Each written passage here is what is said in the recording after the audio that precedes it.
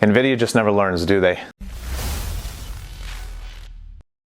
What's up guys, Andrew here on my channel GearedInc, where I get to share what I'm passionate about with you. And on my channel, that's PC tech, games, and gear. And today we're talking about some tech news and my feelings about it. Kicking it off, new Nvidia GPUs. So as a surprise to no one, Nvidia is supposedly going to be releasing a new stack of GPUs sometime in the next 45 to 60 days. These GPUs are going to have resizable bar already included, but the bigger thing for people who obviously have been wanting to get a GPU is supposedly they're going to have the same hash rate lockdown software that the 3060 had when it came out a couple of weeks ago. While it's laughable on multiple levels, the first thing is that Nvidia can't currently meet the demand for the cards they have right now. The idea that increasing, basically producing cards that have a hash rate limiter is somehow going to discourage miners from buying it is also laughable, as Nvidia was the one, if you guys remember, who let the cat out of the bag by releasing a driver that allowed people to basically mine with a 3060. They say there's going to be much more oversight this time. They're going to watch drivers for these things very, very closely,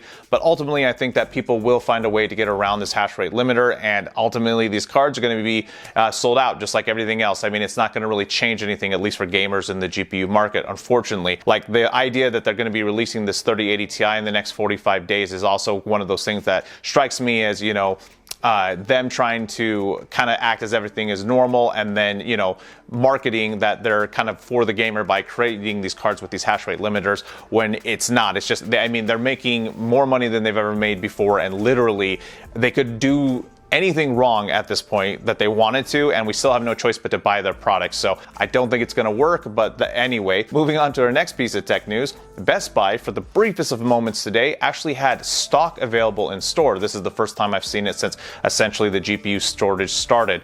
Now, while obviously I wasn't able to get the card, it was heartening to see that at least some of the local Best Buys around me were actually getting physical stock rather than being ordered online, because good luck beating any of those bots out there if you've been trying to get a GPU. And even though obviously I don't think things are going to normalize for a while, if they can continue to get stock in store, it will at least give gamers a better shot at getting into these stores and getting these GPUs before they get bought up by a bot, which is always a good thing. 180 to Microcenter.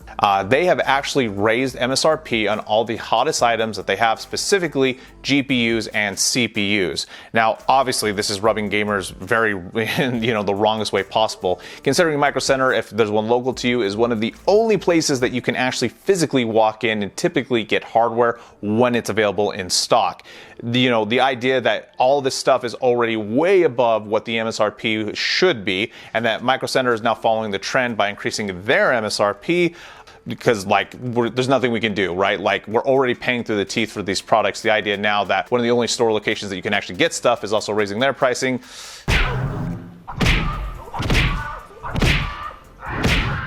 Yeah, it doesn't feel great. And then in wrapping up tech news today, DDR5 has been kind of pre-released. We're getting better numbers and ideas of kind of how this is going to perform.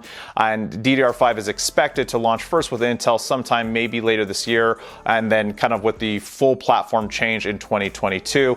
Preliminary, numbers show that it can be as much as 112% more performance over current DDR4, although I don't expect that that's going to translate into your gaming at all. I mean, I do expect an uplift, and obviously we're going to be running at faster speeds. The issue though is that, especially if you're on AMD, the Infinity fabric takes a gigantic hit after 3800 megahertz, so you're going to have to wait until there's Zen 5000 or whatever before DDR5 really makes sense. And so not being able to build a computer this year, as I've said before, may be a blessing in disguise, as we're going to be changing out chipsets, and you're not going to be able to take your DDR4 memory most likely with you to the new platform. And so if you can't build a computer right now, it may not be the worst thing in the world. So there you have it, guys. Obviously, most tech news right now is bad for gamers, and unfortunately, I don't know if it's going to change anytime soon, but I'm going to continue to make these videos. If you liked it, go ahead and leave me a thumbs up. If you thought it was terrible, go ahead and leave me a thumbs down. Remember to get subscribed and hit that bell icon so you know when these videos drop next. And as always, I'm going to make these videos whether you guys watch them or not, but I hope you do, and I hope to see every single one of you next time here on GearedInc.